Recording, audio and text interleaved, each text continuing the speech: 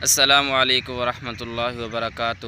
اس دعا کے پڑھنے سے فرشتے بھی کام اٹھتے ہیں۔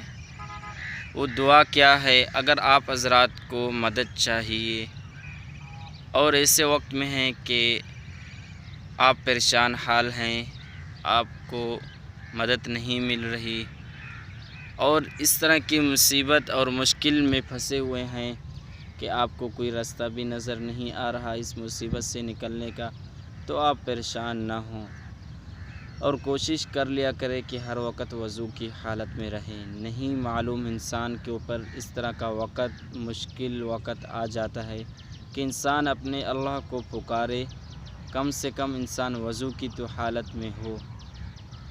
تو آپ حضرات نے درود شریف ایک بار پڑھ لینا ہے اور اس کے بعد کہنا ہے یا مسبب الاسباب، یا مسبب الاسباب۔